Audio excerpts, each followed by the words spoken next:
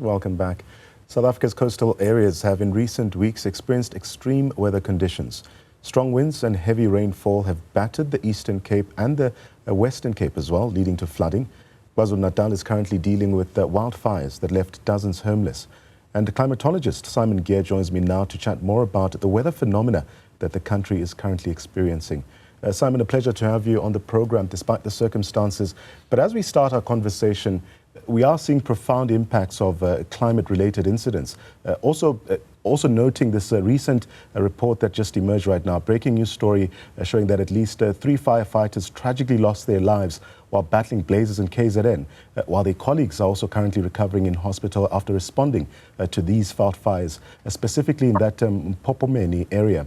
Give us a sense, while we do note that it's still quite early and investigations are continuing insofar as this particular incident, but what are the main reasons behind this recent severe weather events, and are these becoming more frequent?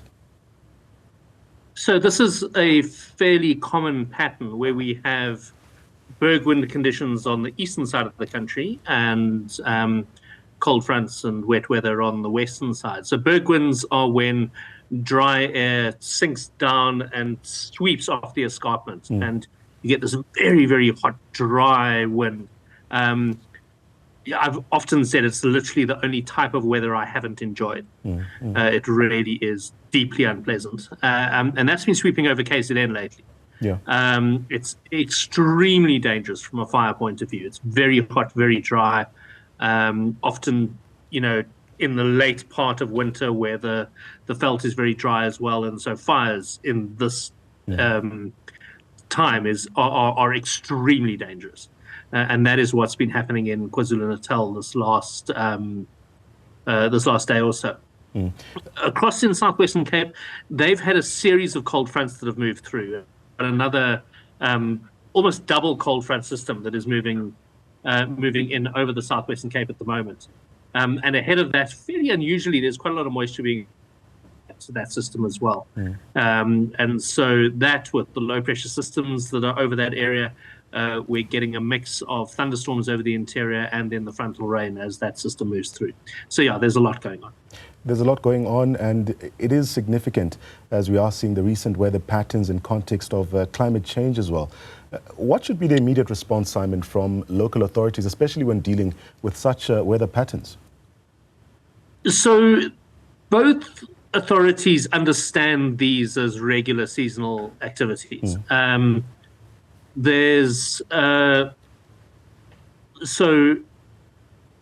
You can't really talk about climate change with individual storm systems like this. Okay. It's not really how it works. So I sort of want to leave climate change aside for this. But certainly what we're seeing is quite significant systems coming through.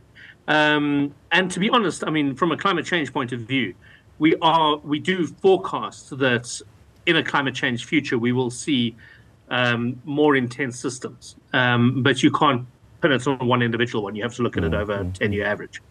But for the time being, so the Southwestern Cape or the Western Cape authorities, they're well aware of their flood risk and are well prepared for it generally. They still need help from national government to respond to these things, and the state of emergency was declared, so they should be getting those national resources in. So there is quite a lot of support and quite a lot of institutional knowledge about how to prepare for these things. The problem is that a lot of the communities affected are quite marginal ones. So they're communities that people know are going to be affected by flooding if they're in that area. Right. And authorities clear them out and people move back in. And so it goes, and it becomes an ongoing issue. In the KwaZulu-Natal region, I mean, KZN just seems to have been incredibly unlucky from a weather point of view over the last few years. But again, berg winds and heavy rain in the summer months are things that KwaZulu-Natal are not unused to.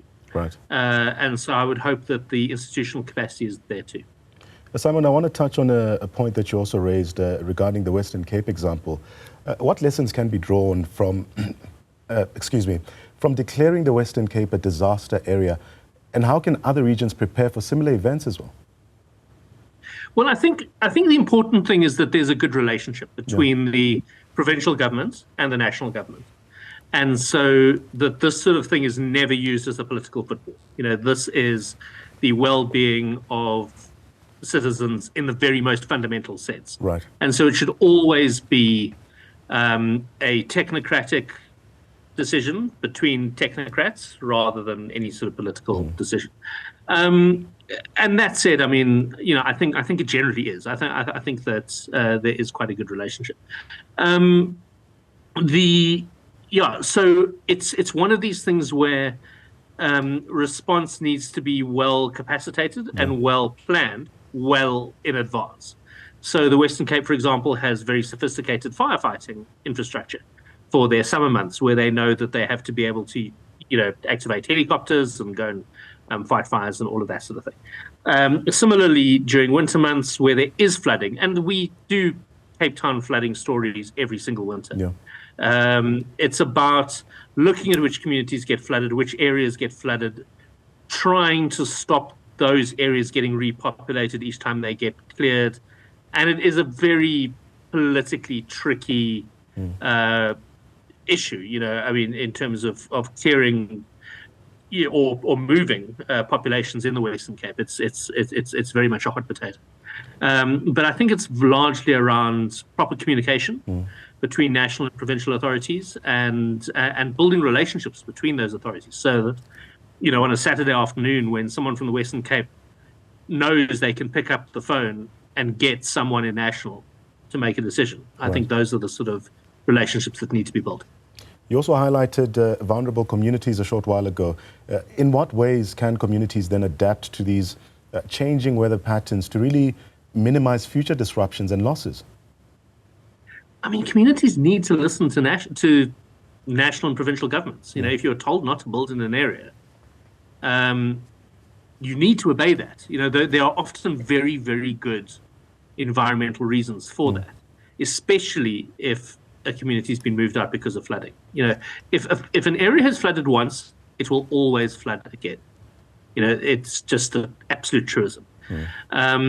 But I also understand these are the most vulnerable people in our society.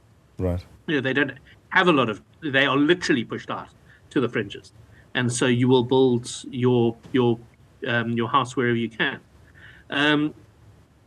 I think communities need to rally, their representatives where they can, if they feel that there are anti-flood mechanisms that could be put in place. And there's a raft of NGOs with very, very qualified people who will come and have a look at your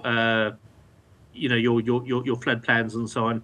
Very, very localized NGOs often, and they'll get specialists involved. And use those resources. I think communities in South Africa are generally quite good about trying to find information and expertise, but those are the sort of things that they should be doing for sure. Thanks a lot. That's climatologist Simon Gear sharing his insights on the impact of extreme weather patterns in South Africa. He was giving us insights there, also alluding to these incidents that we have seen play out specifically in KZN, where veld fires have led to the deaths of 3 emergency personnel or firefighters who are responding to that situation.